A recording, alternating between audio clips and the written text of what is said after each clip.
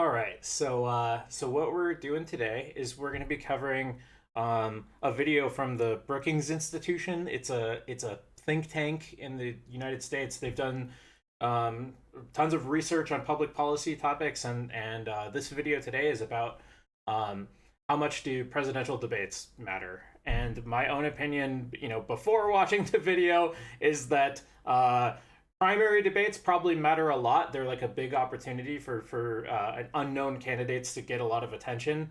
And general election debates probably don't matter very much. They seem to have a short term polling effect that goes away before the election happens. That's my current opinion. Anything you want to add, Flowtrace?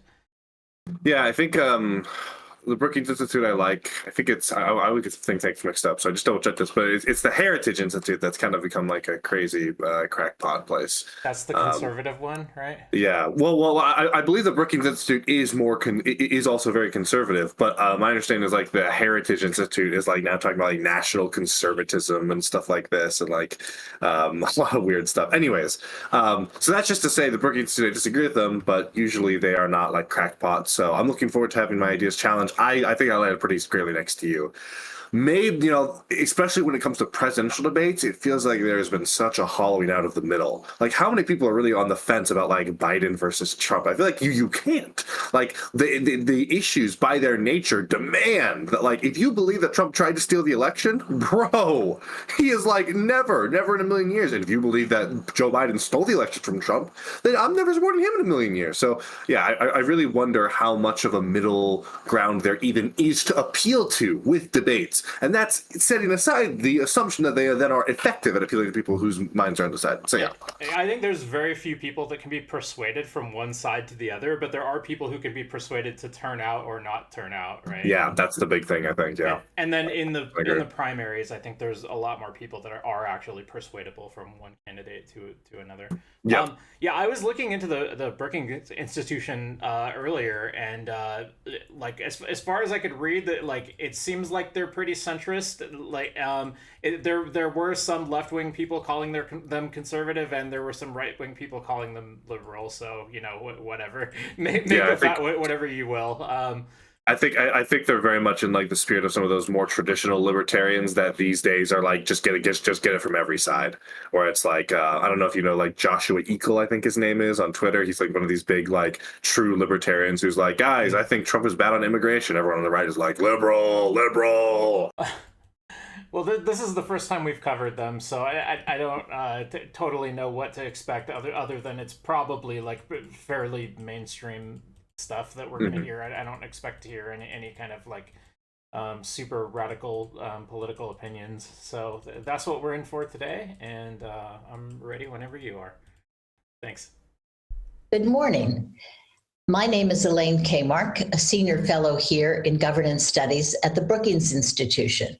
And we're here today to talk about a very topical subject: do debates matter? We are only one day away from the first presidential debate in one of the most intense and consequential presidential elections in our lifetime. So as we get ready to watch tomorrow night, we thought it would be good to do three things. First, we'll look back a bit at some of debate history, some of presidential debate history. Then we'll turn to two experts on debates: Kathleen Hall Jamieson, the renowned scholar from the University of Pennsylvania and one of the country's foremost experts on media and politics, and also founder of factcheck.org, and Rush Schrieffer, an experienced Republican strategist and media consultant who has worked in many presidential campaigns, including most recently the campaign of Mitt Romney in 2012. In our third segment, we'll take questions from the audience.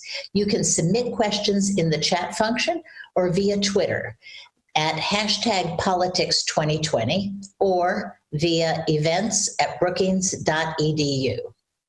Let's have a look at the very first presidential debate between Kennedy and Nixon. Here is a picture of them that shows really the problem.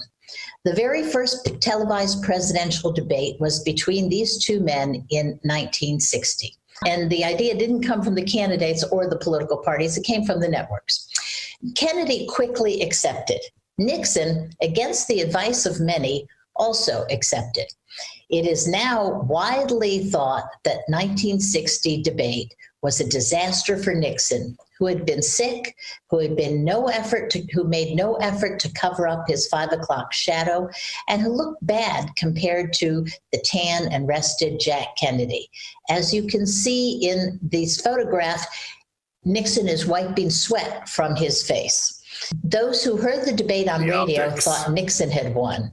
Those who saw it on TV thought Kennedy had won. The first presidential debate showed the incredible impact of television and added a new requirement to presidential candidates, that they be telegenic. 16 years passed between the first and second debate in 1976, when President Gerald Ford agreed to debate Jimmy Carter. That debate, along with an amendment from the Communications Act, solidified the tradition and we have had debates ever since.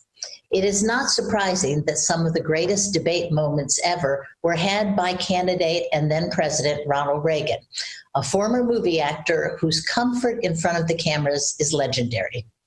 But going into the fall campaign in 1980, Reagan and Carter were neck and neck in the polls. In the following clip from Reagan's 1980 debate against President Jimmy Carter, he asked the question that many think was responsible for his subsequent landslide victory. Are you better off today than you were 4 years ago? Next Tuesday, all of you will go to the polls, will stand there in the polling place and make a decision. I think when you make that decision, it might be well if you would ask yourself, are you better off than you were 4 years ago? Is it easier for you to go and buy things in the stores than it was 4 years ago? Is there more or less unemployment in the country than there was 4 years ago? Is America as respected throughout the world as it was? Do you feel that our security is as safe, that we're as strong as we were 4 years ago? And if you answer all of those questions yes, why then I think your choice is very obvious as to who you'll vote for. If you don't agree, if you don't think that this course that we've been on for the last 4 years is what you would like to see us follow for the next 4, then I could suggest another choice that you have. 4 years later, President Reagan was running against Jimmy Carter's vice president, Walter Mondale. In his first debate, things didn't go so well. Reagan appeared old and confused in a performance that led many to wonder if he was too old for the job. But in his second debate, Reagan had a memorable comeback. Watch. Mr. President, I want to raise an issue that I think has been lurking out there for 2 or 3 weeks and cast it specifically in national security terms. You already are the oldest president in history, and some of your staff say you were tired after your most recent encounter with Mr. Mondale. I recall yet that President Kennedy had to go for days on end with very little sleep during the Cuba Missile Crisis. Is there any doubt in your mind that you would be able to function in such circumstances? Not at all, Mr. Truitt, and I want you to know that also I will not make age an issue of this campaign. I am not going to exploit for political purposes my opponent's youth and inexperience. That's a good line. It is. Although it's kind of amazing how much of like a non-engagement deflection that is. Like that is a really good line, but it's kind of crazy how it's like, man, you're kind of old. We're worried about that. It's like, well, my opponent's really young, guys. He's experienced when he's not. It's like, oh, that's a funny joke. But that actually has like zero. It doesn't even humorously get at a real point. It's just a complete like non-engagement. And there were concerns during Reagan's second term that he was showing early signs of dementia. And anybody who was alive during that time, which I know most of Twitch wasn't, but I was a little kid during that time, and I remember like he was doing the televised Iran-Contra hearings and kept getting asked questions and being like, well, I don't remember, to almost everything he was saying. And there were lots of jokes at the time. It's like, this man is past his prime. At the time, he was the oldest president ever elected. And since then, Trump and Biden are both older.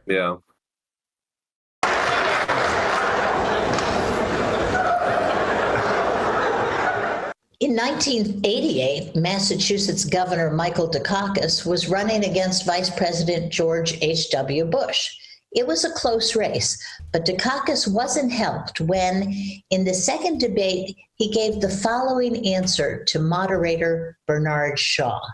Watch and see if you can see what's missing there. Governor, if Kitty Dukakis were raped and murdered, would you favor an irrevocable death penalty for the killer? Okay, what is an unirrevocable death penalty? I'm sorry, I'm just nitpicking. That's about whether they get appeals or not. Oh, okay, that's fair. No, I don't, Bernard, and I think you know that I've opposed the death penalty during all of my life. I don't see any evidence that it's a deterrent, and I think there are better and more effective ways to deal with violent crime. We've done so in my own state, and it's one of the reasons why we have had the biggest drop in crime of any industrial state in America, why we have the lowest murder rate of any industrial state in America. Michael Dukakis wasn't the only presidential candidate to look insufficiently empathetic in a debate. Have a look at this photo from the 1992 debate when President Bush was caught checking his watch during an exchange with a woman who asked about the impact of the recession. Burn him at the stake. Clinton's warm response came as a stark contrast to Bush's seeming indifference. Let's move on to the next photo, which shows that sometimes you don't need to say anything to hurt your debate performance. During the 2000 debate between Vice President Al Gore and Texas Governor George W. Bush, Gore, thinking the camera was not on him, grimaced and sighed loudly while Bush was talking. Saturday Night Live made merciless fun of him, as it has of many other politicians. And the satire, frankly, solidified the impression that Gore was just rude and arrogant. And in his 2016 debate against Hillary Clinton, Donald Trump repeatedly invaded her space, keeping the camera on him. Wild. Sorry, just this picture. I can't believe this is like a meme or something.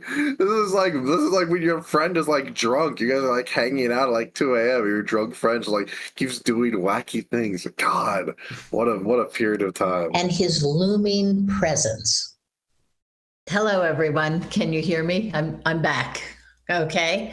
I'm back with our two distinguished panelists after that little tour of previous presidential debates and highlights from those.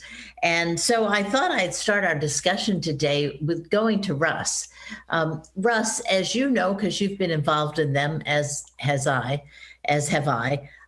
right now, at this moment, presumably both Trump and Biden are seriously involved in something called debate prep. And so what is debate prep? I mean, can you tell the audience what happened? Okay. Well, what's interesting is that debate prep starts, and I'd say this sort of in a normal campaign and in normal years, in normal times. Debate prep starts often literally months in advance, where the candidate will get his team together and start thinking about what questions could possibly be asked and what answers would they want to put together and give. I've been involved with a couple of debate preps where a candidate has literally had a notebook with a question and then their answer specifically laid out in that notebook, and they want to memorize their answer specifically. That often starts sometimes 2-3 months in advance. I remember President Bush, particularly in the 2000 campaign, started quietly preparing for debates as early as June. That there was sort of secret debate prep sessions with a very, very small number of people to get him kind of prepped for these debates, because he realized and knew that it was going to be a big deal and something that he needed to perform well with. As you get closer, you start to have back and forth sessions with a staff where they'll throw questions out and try to get you to think on your feet quickly and take news of the day and headlines of the day and try to throw them at you. And then as you get to sort of the week before, you'll have literally mock debate sessions where. Oh God, do you remember I think it was 2016 as well. Oh, what was the Libertarian candidate's name? Gary Johnson. When Gary Johnson didn't know what Aleppo was on Morning Joe on MSNBC. What is Aleppo? Yeah, no, oh, it was bad. I remember. I mean, he's a Libertarian candidate, so he never had much of a chance, anyways. But he was on the Morning Joe show doing an interview, and I think the main guy, Joe, I don't know his last name, said, "And what would you, as president? What would you do as president about Aleppo?" Yeah, Johnson said, "What is Aleppo?" And he got just absolutely eviscerated over this. At the time, it was one of the biggest Syrian cities in the Syrian civil war that was like having all of these refugees trying to flee because it was war torn. Yeah, man, the week before debate prep, I'd be really curious if there was any breakdown. I mean, I'm sure there's not because it's our private, but if there's any breakdown, how important is that prep, like months in advance versus like the week in advance? Because just personally, and I got to imagine based on the issues that come up at the time, I feel like the week before would really be where you'd actually want to dedicate time. I feel like, months in advance, that's more just like general media appearance training, part of like your general strategy for how to appear and how to come off. Yeah, well, you've done competitive debating before, and I understand like a presidential debate isn't like a debate really in the same sense that you used to do them, but nevertheless, like it seems like it should be like a trainable skill, and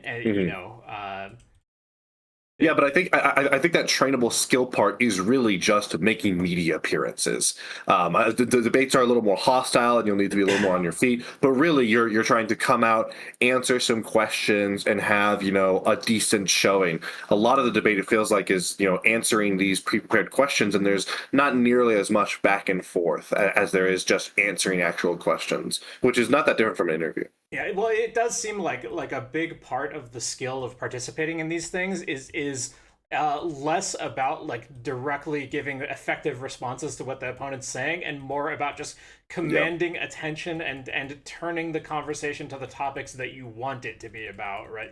Rather than what you're actually asked. Yeah. You find someone to play your opponent. Back with Mitt Romney in 2012, Rob Portman was playing Barack Obama, and in the vice presidential debate, Ted Olson was playing Joe Biden, which was a great choice. It was very interesting, and these mock debates can be as specific as you want. I mean, some of them can be just sort of around a kitchen table or around a big, conference table. But in some cases, you literally recreate a set. You have the podiums exactly the distance that they're going to be, exactly the height. What? You try to create game day situations. That makes sense. You have someone to play the moderator.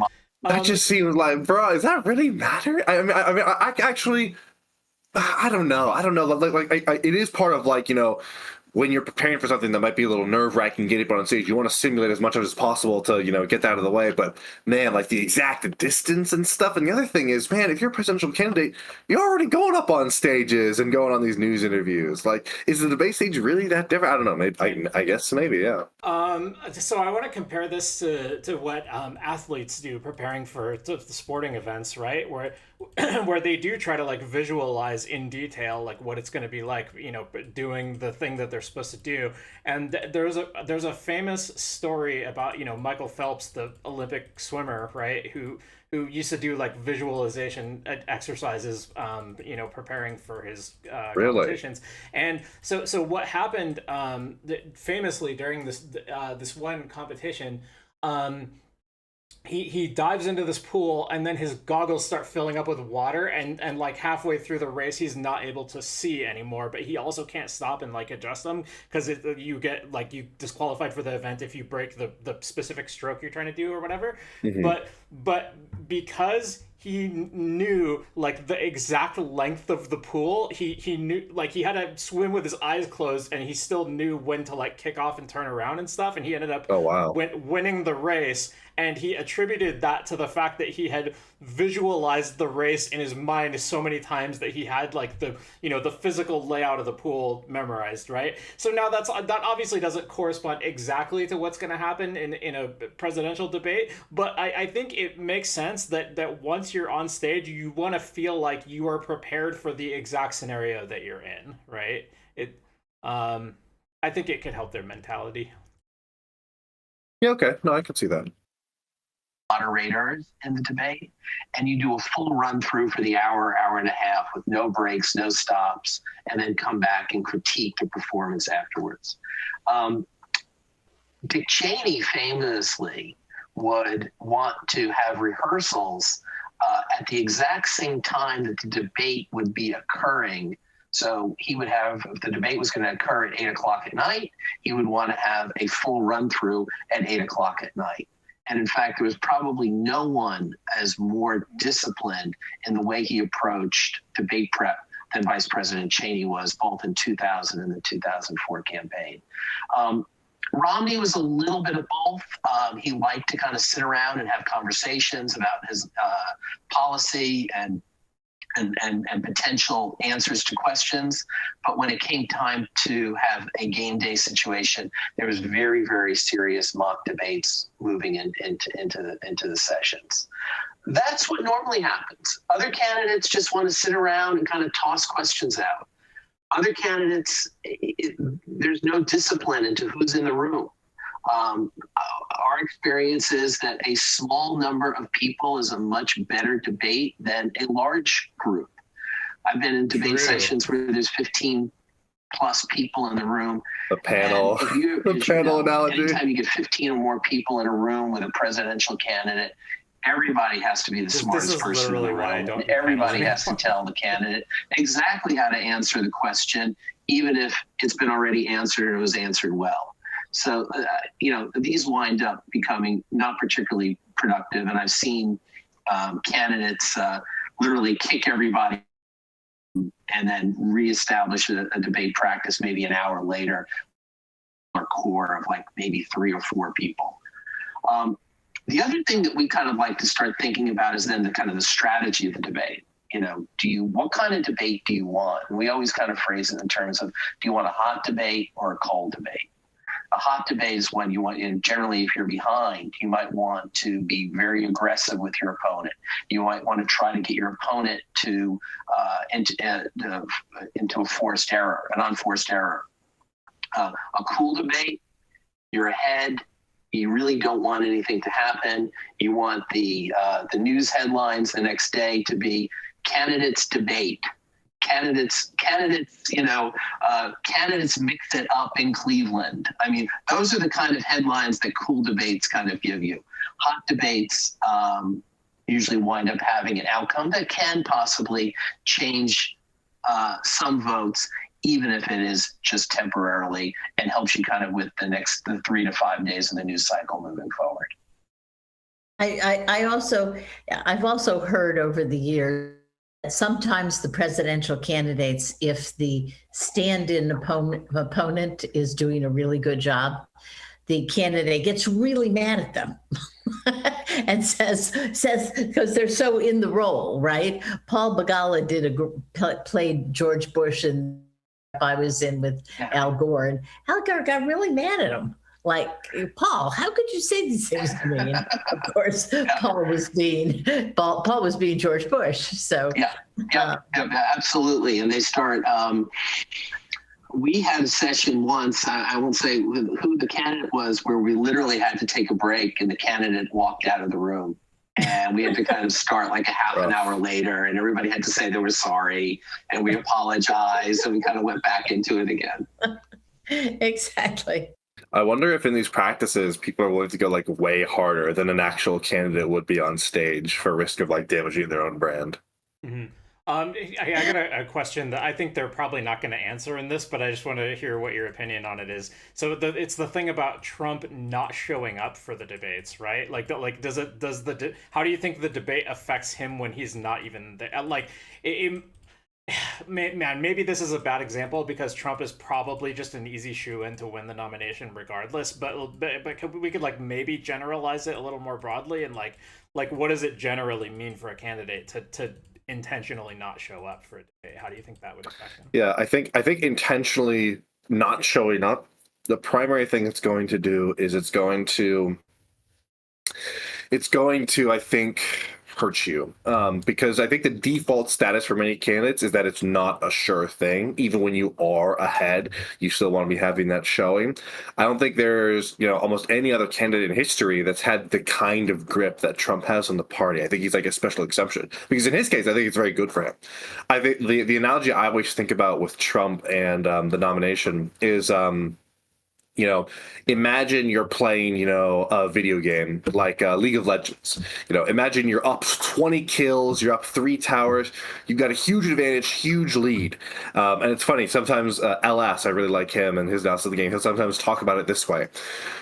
When you're up that far, you don't want to play risky. You don't want to give the opponent a chance to do something. You don't want to take risky plays that could go horribly wrong. You just want to take the most average, maintain the state of the game possible. So, for example, in League of Legends, when you go try to kill Baron, right, there's always a chance that maybe they steal that Baron, right? Maybe they flip the Baron and wipe your team. And there will be these games that LS is casting where the red team is up massively. They go to do Baron, and LS is screaming, "This is the only way you lose. The only way you could lose is if you do this Baron and it goes badly. Why take the risk? Why not do the thing that avoids the only chance you have of losing?" And sometimes it does happen. I think that's basically Trump's the mindset I have in terms of what Trump's benefit is the only way he could lose this this nomination process outside of like dying or something crazy like that, is some disastrous debate performance where all of a sudden a new flank is opened up. Why take the risk? It's such a bad risk proposition for him. So the principle makes sense that if you're ahead, you're going to be, it's not going to be to your advantage to take risks. Do you think it actually is more risky for him to do a debate than to not do one, though? I think so. Yeah, that's the thing that's so unique about Trump. Normally, I feel like if you're ahead, you're ahead, but it's still not a sure thing. And not doing the debate looks so bad. But Trump is just so immune to anything hurting his poll numbers, right? I mean, he can say, we owe Xi Jinping a debt of gratitude. Veterans who were prisoners of war are losers, and it just doesn't matter. It doesn't matter. So the question is like, what are the things that best case scenario for Trump going into a debate? What is the best case scenario? His polling goes up like a couple points. He's already ride or die. There's just so little for him to gain that it feels like such a pointless endeavor in the first place. Like the thing about like if it's really true that it just doesn't matter what he says and people will stick behind him anyway, then that would suggest to me that it's actually not very risky for him to show up and do a debate because he could have a disastrous performance and maybe people wouldn't even care.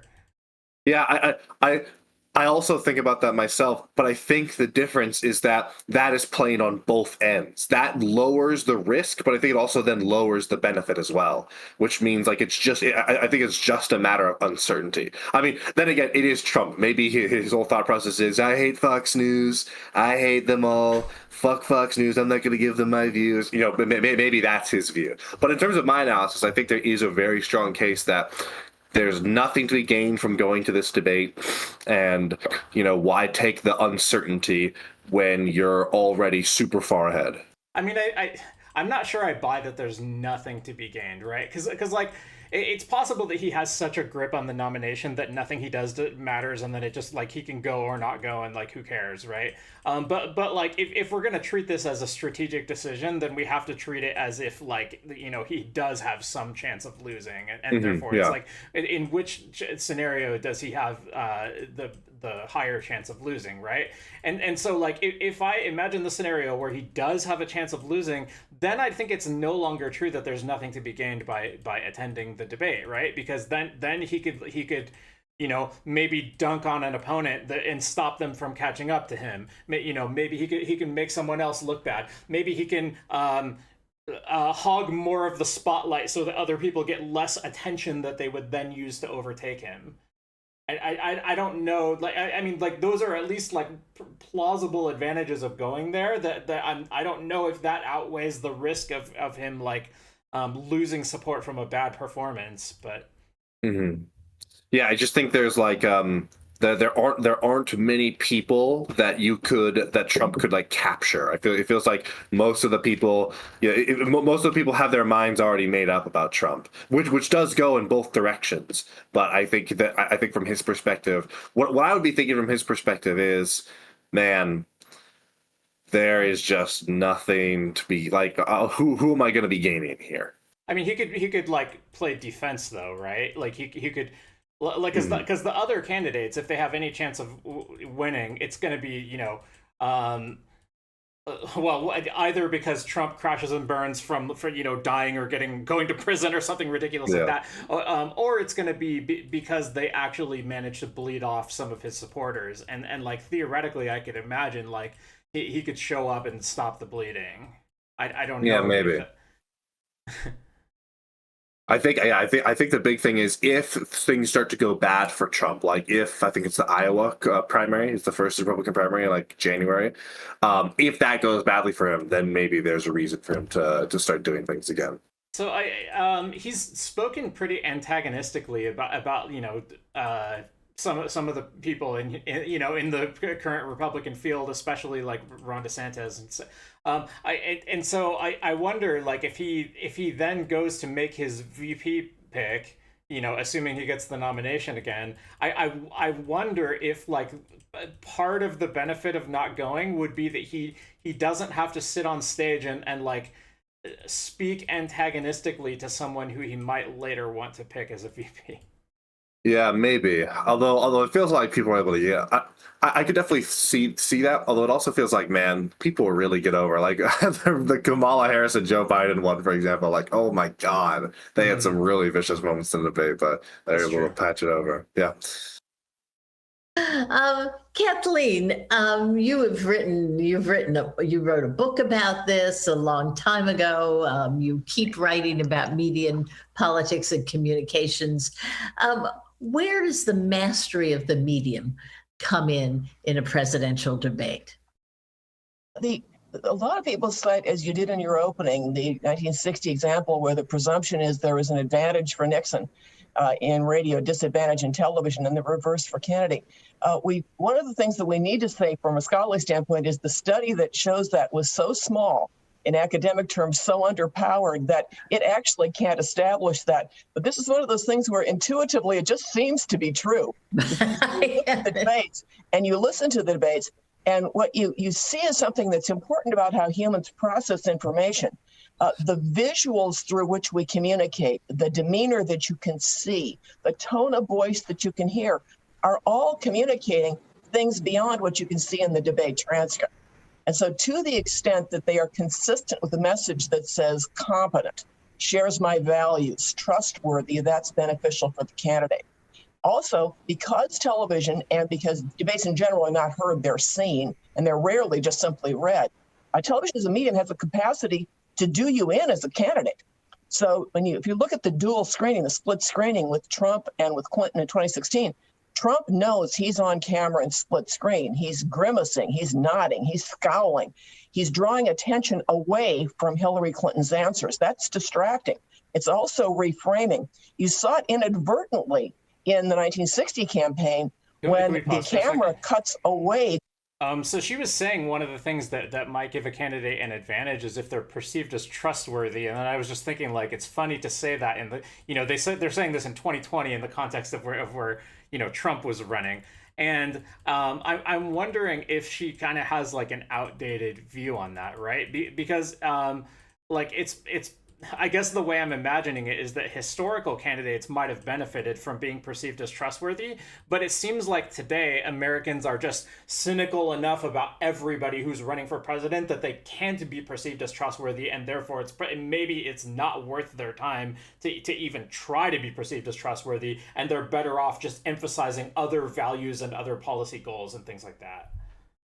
Yeah, I mean, I think it's also just the case that people are very vibes based in terms of like whether or not they like, because a lot of people, for example, think that Trump is very trustworthy, even though I'd argue he's the exact opposite. Or gosh, there was just a poll about a week ago that said that conservatives thought that Trump was a more religious person than like Mitt Romney or like John McCain. Stuff like, yeah, it's just yeah, it's like, on the one hand, like, people are, people have that, people do have this thing where it's like, oh, politicians, right? Oh, I never trust my politicians, of course, Well, but then and Trump intentionally plays on that too, right? Yeah. Like, so I mean, it's that classic thing where it's like, Congress's approval, historical lows, but the advantage of being an incumbent is historically high. So it's like, yeah, I feel like people have these like contradictory visions where it's like, oh yeah, politicians are all corrupt except my guy, he's the guy. I've gotten the impression with Trump specifically that a lot of his supporters will acknowledge that he's not trustworthy, not honest, and then they just back him anyway. Yeah, I feel like that's the thing that people just say. It's like the thing where people say, oh, we don't like Trump, but we like his policies. Yeah, but then like in polling, like Republicans will consistently say Trump is very smart, very trustworthy, things like these. Like, I feel like that's like sort of a thing that people will sheepishly be forced to admit sometimes in a conversation, but in their heart of hearts, I think there's a lot more people than inside Trump supporters that do genuinely think he is trustworthy and good than the opposite. I would be interested to see how his numbers on a question like that would compare to like historical Republican candidates and presidents, right? Because for somebody like let's say George W. Bush, right, who won 2 consecutive terms, I don't have any trouble believing it at all that his supporters would consider him highly trustworthy. I don't think he's a particularly dishonest person. I think he's kind of a dumbass and shouldn't have been president just due to competence reasons. But I would rate George W. Bush as like relatively trustworthy, and I would expect that Republican voters would do the same. But maybe I'm wrong. Maybe I mean. I've definitely talked to some Republicans who have just said like yeah, I know Trump's a liar, but I support him, but for other reasons or just because like I think the Democrats are worse, whatever reason it is. Yeah, the historical would be good to see. So someone in my chat just said more pictures of Trump with Epstein than you'll see him at church. To Nixon, and Nixon is seen nodding as if he agrees with something that Kennedy is actually saying. So to the extent that the medium is the vehicle through which we see the debate, the candidates and the producers' capacities to reframe what we're seeing and experiencing can affect how we perceive it in ways that would be very different than, for example, if we were just sitting in a live auditorium. Let me ask both of you, and I guess I'll start with Kathleen and go to Russ. Do these debates matter? Can you pick, if you had to pick a debate where it actually seemed to have an impact on the subsequent vote, which one would you pick, or which 2 or 3? I picked 76 because it's interesting and it's complex. The Frankel question of Ford. For our viewers who might be younger than we are. The press cast an answer by Gerald Ford in 76 to a question about Soviet domination of Eastern Europe as a gaffe. Max Frankel, the person who had raised the question and repeatedly followed it up, implied that it was a mistake on Ford's part. And people who watched the debate before they saw the media commentary afterwards made nothing of it. People who saw the media commentary after it perceived that it was problematic for Ford. Now, what that tells us is the media coverage of the debate, the media interpretation framing of the debate can have an effect which is quite different than exposure from the debate itself. And the reason I would pick that as my example of I'm not sure I buy the case that she's making here. Like I, if I just accepted the story that she's telling, where it's like it's not the direct reaction to the debate that had this effect, but it's instead the media coverage of the debate that swayed people. I mean, the media is going to be covering the presidential race during that time anyway, and the media is going to be reacting to whatever the candidates are doing in their campaigns at that time. So it's like. Is the fact that it's a debate even relevant to this, or is it only the fact that this specific thing was said during a debate, but could just as easily have been said in an interview?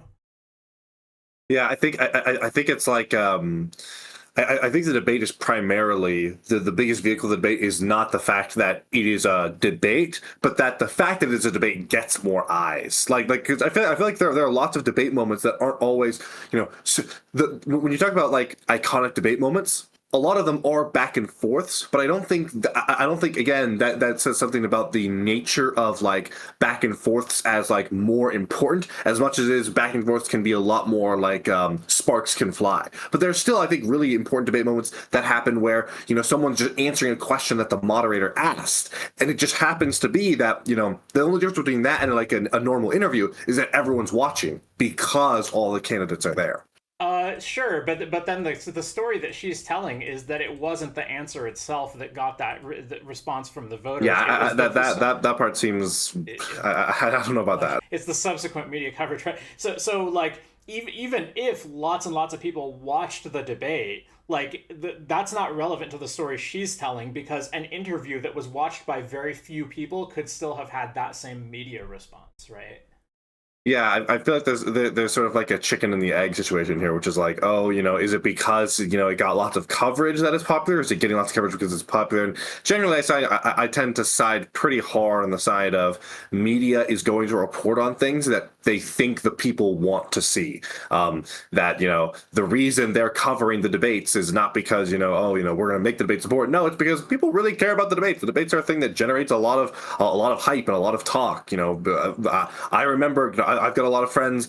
I've got friends who are very political, and we talk about stuff, almost every single day. Then we got friends who aren't super political. And let me tell you, the friends that aren't super political, whenever they are like, "Hey, did you hear about this political thing?" It's usually in regards to something that's getting a lot more coverage, like debates. I guess that kind of suggests a different approach to the question here, right? Because like if the question is, do presidential debates matter? I was initially thinking of that as like, do presidential debates provide a substantive, competitive advantage to one candidate versus their opponents? But I mean, maybe debates could matter in a way that isn't even specifically to the advantage of one candidate or another. It's like perhaps the way that debates matter is just by getting Americans more interested in the campaign, in the political process, and like getting people to pay more attention to issues, that kind of thing. Yeah. A case in which it may have affected the outcome is Ford plateaued in the polls for the period immediately after the debate, when he held his ground and said, "I didn't make a mistake." He actually didn't. He'd articulated, although poorly, a policy that U.S. presidents had held over an extended period. That is, they refused to grant the Soviet Union's right to be in Eastern Europe. In that sense, saying that the Soviet Union did not dominate was saying, this is our policy, we won't grant it. And as the uprisings in Gdansk and as the outcomes in Poland ultimately illustrated, and Ford ultimately said, his position was vindicated historically. That is, what Ford was affirming was the rights of the peoples there to their own sovereignty. So what you see is he plateaued in the polls because he failed to apologize for something about which he wasn't wrong. That's potentially a media effect. But nonetheless, that plateauing when he was closing on Carter in the polls means that had he continued to close at the rate he was closing before that debate, he would have won that election. Russ, can you think of one? But we can't assume that I don't know if it was a complete game changer, but I think I'll just talk about what the one that I think most familiar with was in 2012, where, if you remember the first debate between Mitt Romney and President Obama, it was widely accepted that Obama did not bring his A game nor his B game, and possibly brought his C game, and Mitt was on fire. And Mitt had a very, very good, solid debate, and it really helped the campaign with momentum there, moving forward. Second debate, was kind of a push. Third debate was the foreign policy debate, and that was the one where Obama attacks Romney for saying that Russia is our greatest geopolitical foe. And says, not the best Obama line in they want their hindsight. foreign policy back. The 80s call, they want their foreign policy back. At the time, that was seen, Obama, just really handed it to Romney, and he did. I mean, we we saw the momentum, any momentum that we had moving into that had stopped, and it was the last debate. So the campaign was really set, because these debates are kind of like, there are a couple of big moments in campaigns. The conventions are one, nominating your vice president is another, and the debates are another, where there's a set piece, where from that, maybe the dynamic can change. And maybe it doesn't change completely the trajectory of the race, but what it does is it changes it for a while. And being the last debate, that really changed the direction. It seemed that Obama had gotten the upper hand on Romney in that last debate. And for the next 2.5, 3 weeks, then we had Hurricane Sandy. It was just starting for Romney to kind of like start going down. And our polling showed that we were pretty tight and very, very competitive through that point. And then after that, we just were never kind of winning in the states that we needed to win it. We're never winning by enough anyway. So that would be the one that I would point to. You know, it's interesting. We have seen incumbent presidents. Sometimes they screw up their first debate, and I wonder if it's we had Obama, we had Bush. I think you could say Gerald Ford. I think you could probably say Jimmy Carter in his debate against Reagan. Reagan in '84. And Reagan, that's right, and Reagan in '84. I wonder what that is. Is it? They feel like, look, I have so many other important things to do. Why do I have to sit here in this room with my aides for 2 days and answer questions? And, they probably resist doing the sort of debate prep that they should be doing. Well, there's another, it is very different. When you're when you're in a campaign for a long period with a candidate, maybe even a governor or a senator or even a vice president over months and months, there's a familiarity that you have with them, that you back and forth in a give and take. And all of a sudden now you're not sitting with the guy who's the candidate or the woman who's the candidate who might have been a senator or a governor, but you're now sitting across from the president of the United States. And you're having to give the president of the United States, criticize his record, in a way that, they don't like to hear, that they're not used to hearing. And so I think you pull your punches. I think punches are pulled. And all of a sudden they're facing the candidate now, whose entire job is to, punch his opponent in the face as hard as he can.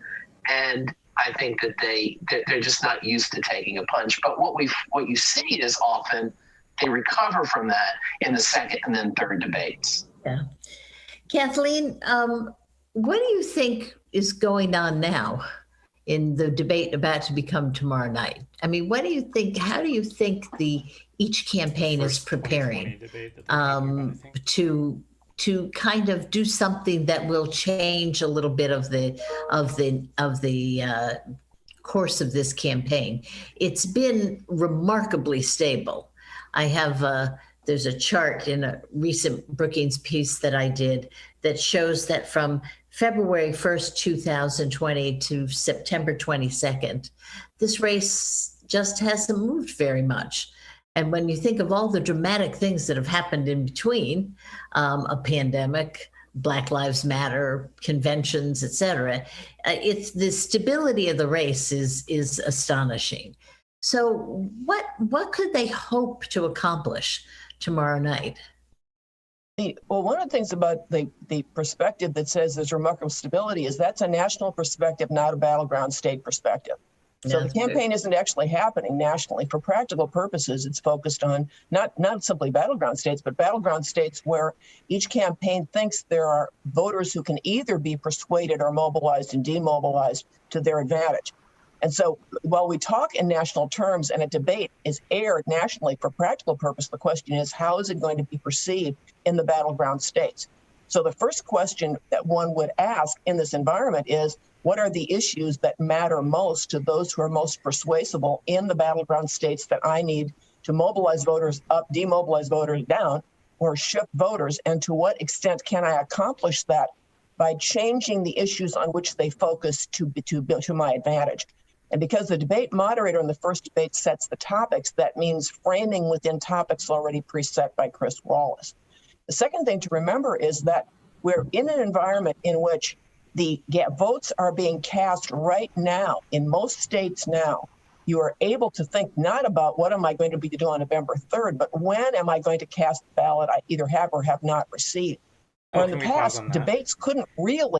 I was saying before we watched the video that my impression was that the debates had a short-term polling effect that wears off before election day happens, but actually what she's saying is a kind of relevant rebuttal to what I said earlier, right? Which is that now we do actually have a lot of early voting.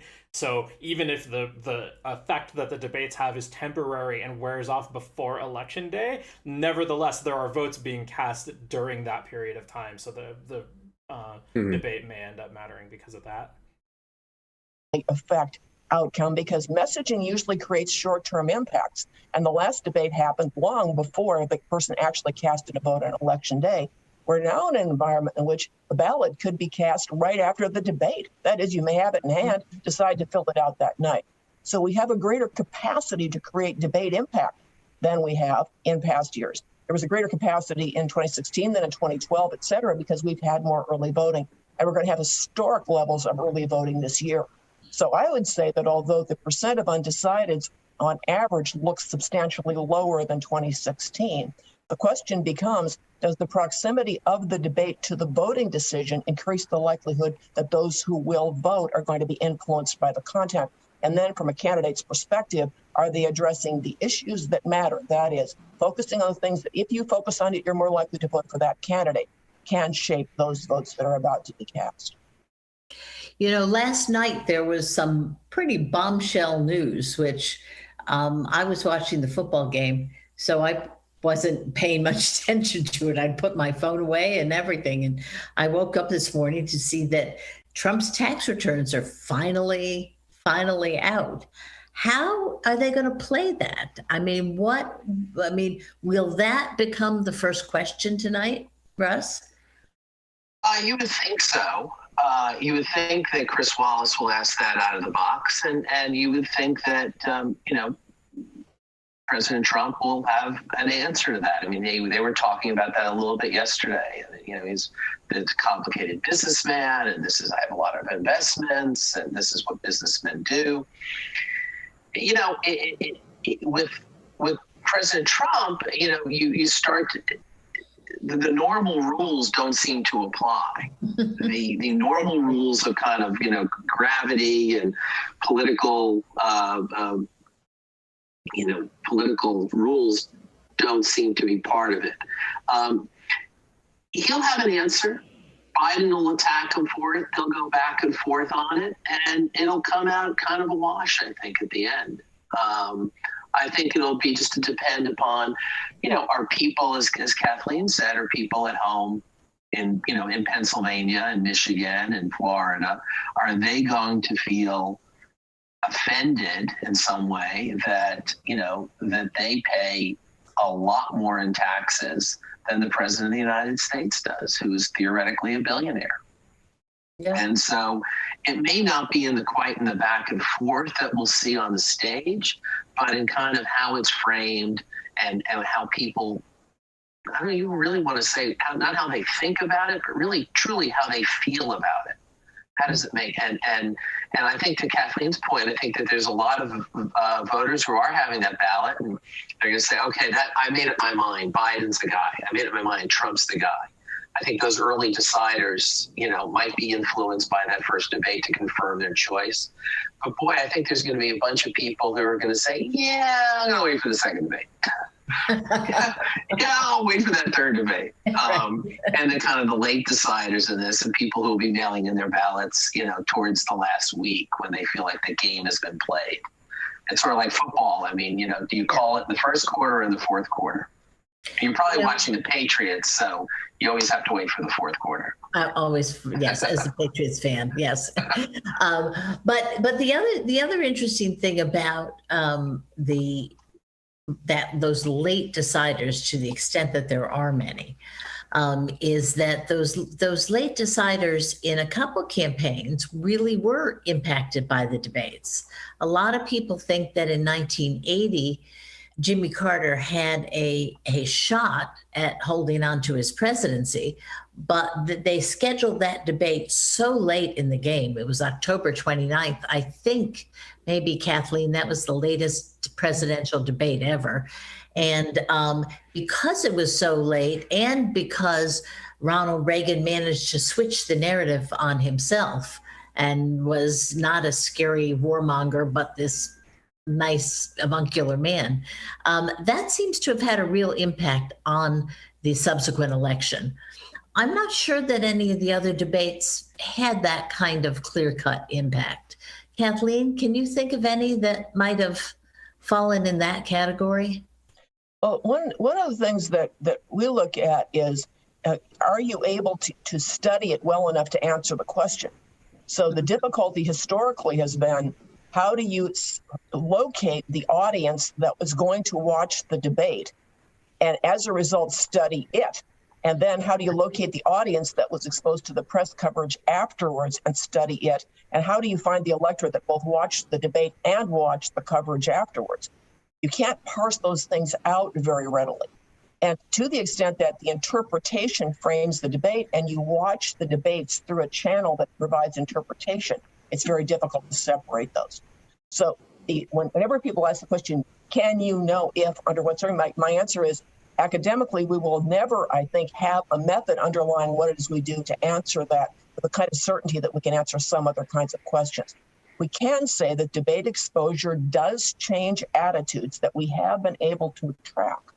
But then you're studying how people project they vote based on that. You don't know how they actually voted. So, for example, in the book Cyber War, How Russian Trolls and Hackers Helped Elect a President, which is now out in second edition, I argue that those who watched the debate, the second and third debates, compared to those who didn't watch the debates, when you're controlling for everything else, are more likely to say that Hillary Clinton says one thing in public and another in private. In each of those debates, that issue was raised using Russian hacked, illegally gotten Democratic content as the basis for the question. And in each case, that hacked content was taken out of context. Hillary Clinton did not tell Wall Street. It sounds like what she's describing is not the kind of thing that would actually like persuade a voter, though. It sounds like what she's describing is just the absorption of messaging by candidates who are already sympathetic to the other side. Yeah, and again, I think it's a very chicken and the egg situation. Who's to say that this was strong because this was a huge point because it was in the debates, versus they brought it up in the debates because it was a huge point. Well, I think what she's claiming is that it was a huge, at least that narrative took hold like more strongly among people that watched the debate than among people who didn't, right? Which still doesn't prove that it was because of the debate. Yeah. Bankers, I have a public and private position. Hillary Clinton did not say, I stand for open trade and open borders. In the first case, she was talking about a Lincoln Spielberg film. In the second case, it was a part of a sentence talking about a wet hemisphere common market dealing with open trade, open borders sometime in the future. And then the rest of the sentence talks about energy. So we see in those two debates a changed perception of whether she says one thing in public, another in private. And those who have that changed perception say that they are more likely to vote for Donald Trump rather than Hillary Clinton. Now, notice all the inferences I have to go through to say that debate exposure appeared to have changed that attitude, which then projects to a different vote. I believe that mattered in a close election. Can I establish it conclusively? No. Mm-hmm. And of course, one of the quickest ways to understand this is to say in a close election, everything matters.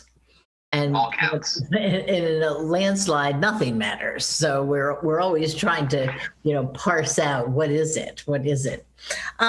Before we take some audience questions, I want to get from each of you, what's Trump got to do tomorrow night to try to catch up with Biden, and what does Biden have to do to hold on to what looks like a hold, looks like a lead, and including in the battleground states, because we've been seeing lots of polling in battleground states too. What's their goal when the debate is over? What headline do they want? Russ? So I'll go back to my hot debate, cold debate analogy. I'm sure that if you're in Trump debate prep, they're saying we want a hot debate. You know, you're good and hot. You do better. You know, a cool sort of kind of sleepy Donald Trump showing up to a debate would not be good. He's going to prosecute his case against Joe Biden. He's going to throw out, my guess is he throws out, you know, his 40-year political career, his family, I mean, anything that he can think of to kind of try to rattle Biden because he wants to mix it up. And so the story becomes anything but Donald Trump and his taxes, Donald Trump and, you know, his and the coronavirus. I mean, make it about something else. You don't like you don't like the way the conversation is going, change it. Kind of the famous line. He's going to want to be, and he's a master of that. He does that probably better than anyone in changing the conversation and wanting to try to get Biden to kind of chase him down that rabbit hole. Biden, on the other hand, he probably is more on the side of a cooler debate. He wants to project himself as being a president. Project himself as kind of, you know, his weaknesses is, you know, can he stand up there for the period of time and take the questions? Is he articulate? Is he able? Does he seem like he still has it at 77 years of age? I mean, you look at those Reagan clips, and Reagan in '84, I believe he was in his 72 at the time. Yeah. You know, and now we have a candidate for president who's 5 years older than that. So my guess is they want a cool debate. I don't think you're going to get a headline either way unless something unforeseen happens that is going to be determinative in any kind of big way. I think Trump supporters will think that their guy did well. I think Biden supporters think that their guy did well. I think there'll be a few people on the margin that, you know, maybe sitting at home with a scorecard trying to figure out, you know, who to vote for. But my guess is that that they still wait a little bit longer. Yeah, let me reframe the question. I think that each candidate should want to ensure that voters do not vote based on misinformation about their actual positions. And I think we ought to want no voter to vote based on misinformation about positions. So on those things that are consequential to a vote, we want the debate to clarify so that people actually know what the candidates have done and say they will do. What that means is that deceptions about the extent to which and whom will be taxed by Joe Biden needs to be clarified for Biden. It means defunding the police needs to be clarified. So you've got deceptions in the Trump ads about who will be taxed and the extent and what he will do in relationship to funding and policing. He needs to clarify so that voters don't based on misperception. On the Republican side, there's confusion about the Trump position on Social Security and Medicare that's being magnified in ads by the Democrats that are trying to increase the likelihood that you think, which is what traditionally Democrats argue about Republicans, that Donald Trump in his second term will destroy Social Security and Medicare. So what you need to do for Donald Trump's standpoint is if that's not what he intends to do, clarify, make it really, really clear. Voters tend to be deceived by believing the things that they believe about party and not thinking critically and looking carefully at what's actually in the record.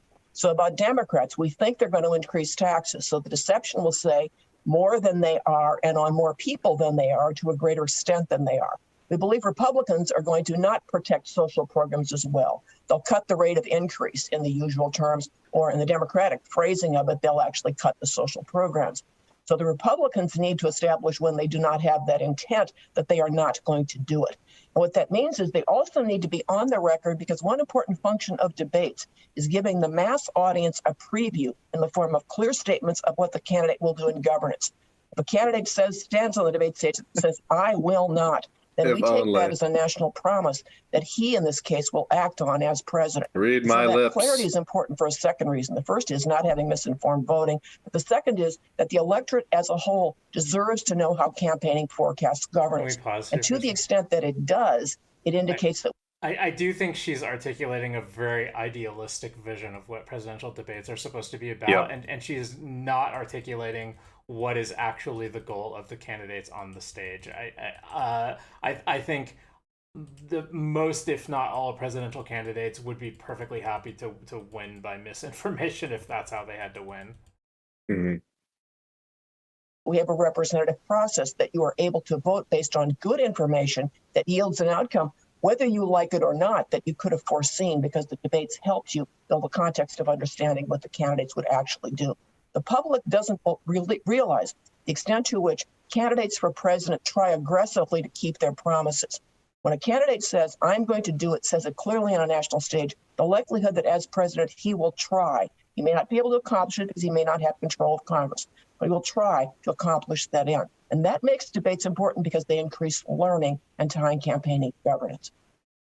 Yeah, you know, this reminds me, Kathleen, and I think I'll send this to you, of one of the questions that's come in from one of our viewers. And it relates to, of course, fact checking. And Kathleen, as many of you know, is the creator of factcheck.org. Co-founder. Brooks Jackson gets half the credit.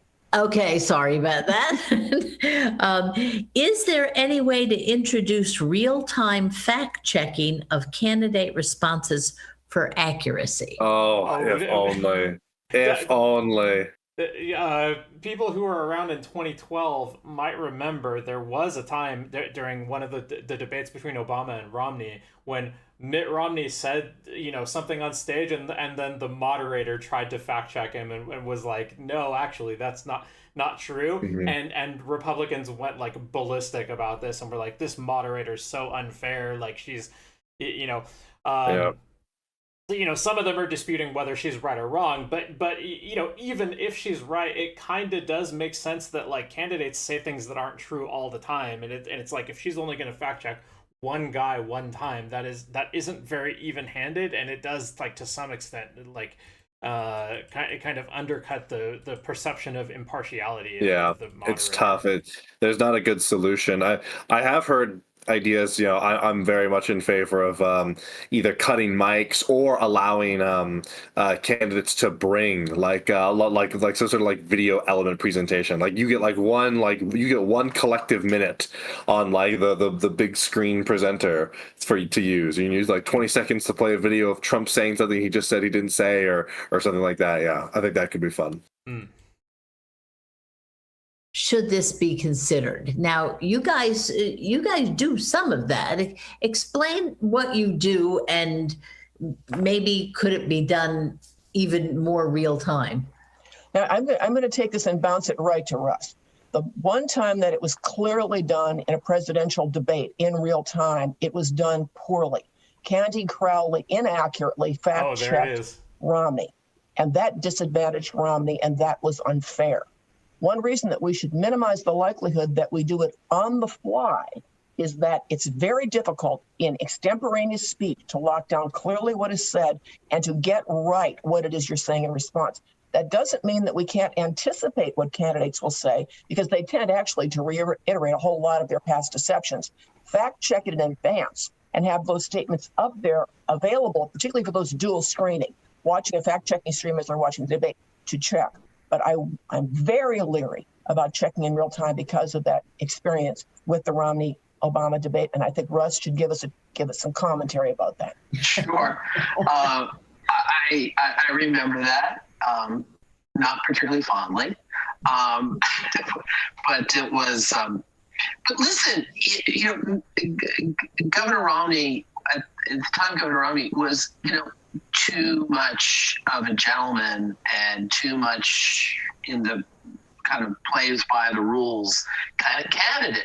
I think what you'd see now, though, is that we saw this in the debate, the primary debates in 2012, where Newt Gingrich goes after Juan Williams as the moderator and the questioner. So if I'm Trump, if I'm Chris Wallace tomorrow night, and I decide that I'm going to step in and fact check Donald Trump, Trump isn't going to disagree and say, "Oh, thank you, Chris, for reminding me of I was wrong there."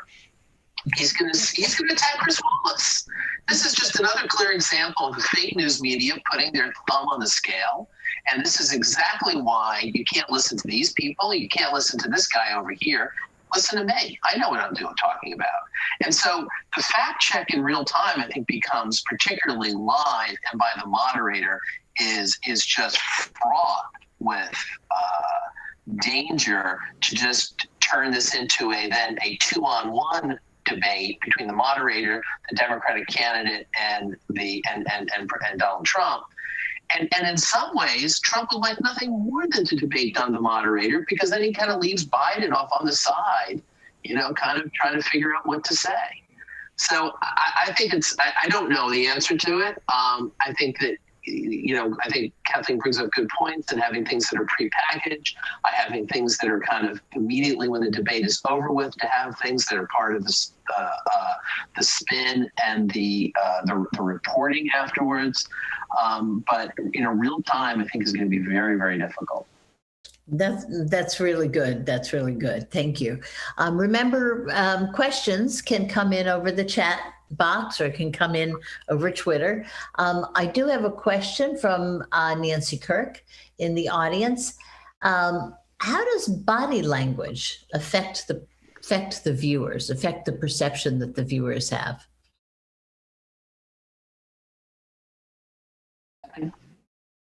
Largely, we interpret our candidate through a favorable lens, and the candidate we oppose through an unfavorable one. So when people frame questions in terms of what is the objective meaning of something, how do you create a universal context of understanding, it's just not the way communication works. So while I might look at Donald Trump moving in on Hillary Clinton's space, standing behind her as his being strong and competent, alternatively, I might look at it as stalking. So, right. Yeah, I don't know if I would say I can tell you which of those perceptions is more likely to be the perception of the Democrat, which is more likely to be the perception of the Republican Trump supporter. The cue has to be fairly like a wild animal stalks its prey. I don't think they mean stalking. Okay. Sorry. Yeah. Okay. I see what they mean. Clear in its own right and fairly telegraphic to have a universal meaning. There are moments in which you worry a lot about the interpretation that people put on things, and as a result, people start to see them through that interpretation of others. That moment you showed where George Bush is looking at his watch is one of those. That is often interpreted as evidence that George Bush was just out of touch in the debate. Let me give you an alternative. Bill Clinton was talking at great length, and he was looking down to try to find out when was Clinton going to end. So you also have in the Kennedy-Nixon debates, there's a clock off to the side. Nixon looks off to the clock periodically. One interpretation is he's shifty-eyed. Another is he's looking off to the clock at the side. Nixon perspires profusely during the debates. That's genetic. That means that your ancestors way, way back married other ancestors way, way back, were prone to sweating under hot lights. And over time, that genetic pool of selectivity gave you someone who's more likely to perspire on hot lights. The idea that suggested that he was under stress and as a result wasn't handling it well is simply runs in defiance of what we know about how biology works.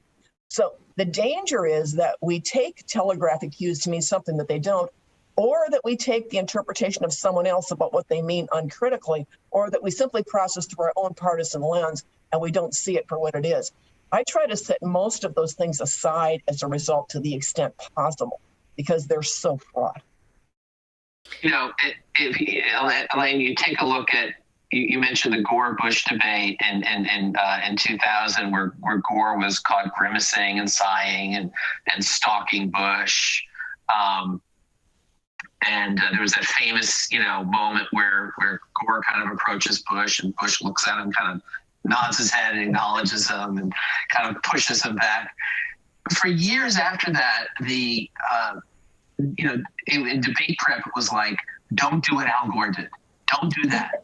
You don't want to do that. The camera's always on you. Kind of look down, take notes. Don't encroach upon your opponent. In that same year, in 2000, there was the famous, not at the presidential level, but at a Senate campaign, the famous debate between Rick Lazio and Hillary Clinton, where Lazio gives Hillary a pledge to sign and walks over to the podium and kind of, seems like he's like hectoring her to kind of sign it. Seems clearly a bad moment for Lazio in that debate. And then in 2016, along comes Trump and literally breaks every single one of those rules. Is grimacing, is sighing, is making faces, is talking over the person, is stalking them. And yet it doesn't seem, that seems to, work for him. So, and I think, I think that what you say is that I do think that viewers, we know how more than anything to look. We may not know how to, we may not read as much anymore. We may not, analyze as much anymore, but we are consumers of video like, never before. And generations younger than us are entirely consumers of video. Mm-hmm. And so they kind of know, and they pick up video cues much, quite a bit. We all do, and younger generations even more so. So I think that if you just feel comfortable, if you seem as comfortable, Trump seemed comfortable doing that. And therefore voters kind of look at that and say, okay, he is who he is. And if you like him, you kind of like him because of that, not in spite of it. Let me pause here. Hillary.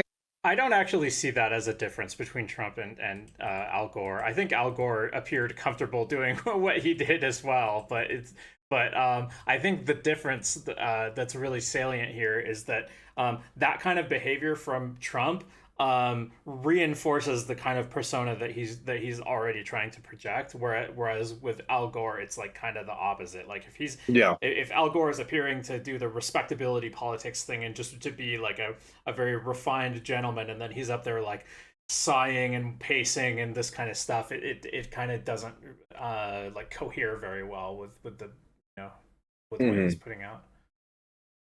Hillary Clinton in an interview recently discussed that debate episode for a long time, and discussed her, I don't know if you saw this, Kathleen, or not, discussed what was going on in her head. She knew he was looming behind her. She felt it was a kind of threatening, inappropriate presence, but she never did know what to do. Should she have turned around and said, back off, buddy? Get away from me. What are you doing? Or can I do something for you? It was interesting because when Al Gore invaded George Bush's space, George Bush sort of just looked at him and said, can I help? Did he say, can I help you? Yeah, can I help you, buddy? Yeah, can I help you, buddy? Which had the effect of pushing Gore away and stopping and making it look like Bush was standing up for himself. Maybe that's another. So it was an interesting moment. Is that Trump would double down on his bad behavior, and then Al Gore would back off of it, which it's a little bit sad that people are going to be rewarded for doubling down that way. But obviously, like, projecting confidence is a big part of charisma. It is relevant to how we're received, and that's true even for projecting confidence while doing like antisocial behaviors. Moment that obviously Hillary Clinton is still wondering what she should have done. But there's something else that's happening there. By virtue of Donald Trump doing that, he distracted Hillary Clinton. Part of her cognitive capacity is now dealing with the looming presence of a gigantic, potentially menacing male standing behind her. Okay, I don't know. That seems a bit much. She does not have all of the strategic resources available to focus on the audience member she's supposed to be answering. And so to the extent that you're giving cues to the audience member because you're responding to a question, he's actually accomplishing something. He's disadvantaging his opponent substantially, which is why we ought to have rules that govern this, and the moderator ought to enforce those rules. The moderator ought to have said, excuse me, I want to stop for a moment. Candidate Trump, please get back over where you're supposed to be. Now, Madam Secretary, let's take that question again. Also, to the extent that the press becomes our way of seeing these things, the press displaces our ability to understand. Things move into short-term memory, and then they disappear if we don't move into long-term memory. Every minute that was spent talking about Trump sniffing through the debate, remember Trump sniffed or snorts in microphones, or Al Gore sighing, was not a moment in the post-debate commentary that helped clarify the candidates' issue distinctions. If we come out of these debates and the public that is subject to the cap on deductions of state and local taxes doesn't realize that there's a difference between these two candidates and what they would do about the deduction of state and local taxes, then that's a significant lapse in the journalist, activities.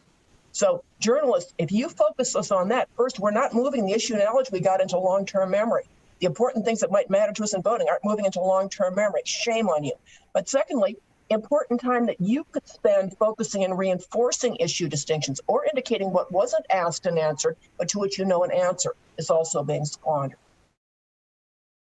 Well, we've got one final question here, but it's a doozy, and it comes from the audience. And the question is, have most voters made up their minds for who to vote for, including the undecided voters, which is a really good question. If everybody's made up their minds, do these matter? Russ? Haley Barbour, Governor Barbour used to have this, we did some work for him, and he used to have this great phrase. He'd say, tell me what the ballot test is among the undecideds. And what he meant by that was, and you saw this 4 years ago, is that among those people who are unfavorable to both candidates, Trump won that number. So I want to take a look at who the undecideds are and what is the fave on faves of each of the candidates among the undecideds. And that pretty much gives me an idea of kind of where they may break on election day. Listen, I think there are fewer and fewer undecideds. I think that there was a poll that came out recently that said that only 28, it was the lowest ever, only 28% of the electorate was looking to the debates to make their decision in this campaign, which was down, I think, at least 10 points over the last few years, which means that the pool of undecideds is becoming smaller and smaller. And I think what you're going to be wanting to look at is which candidate has a higher favorable among those people who are undecided going into the last weeks of this campaign. And as we see that, I think that could be more. And then that along with, who's motivating their base, which is what this is all about. Is Donald Trump able to get, higher numbers of white, non-college educated voters in the Midwest and kind of bump that number up by a couple of points? Is Joe Biden able to get more African-American voters in the Philadelphia area out in order to win Pennsylvania? Those are the things I think most of these campaigns are going to be looking at. Kathleen? Yeah, tell me that you voted reliably in the past. Tell me that across that time, you've always voted for Republican, you've always voted for a Democrat, and I don't need much more information other than whether you're going to vote. If you voted in the past, the likelihood you will is extremely high. The people who are more susceptible to influence are those who aren't as tightly anchored to party. They're not as tightly anchored to voting at all, and they're not as consistently voting for one party when they have across the past. And to the extent that they feel ambivalence about both candidates, they're not already anchored in party. The question is, are they going to vote at all? First question, and Russ is featuring that question. So can I mobilize or demobilize them to my advantage?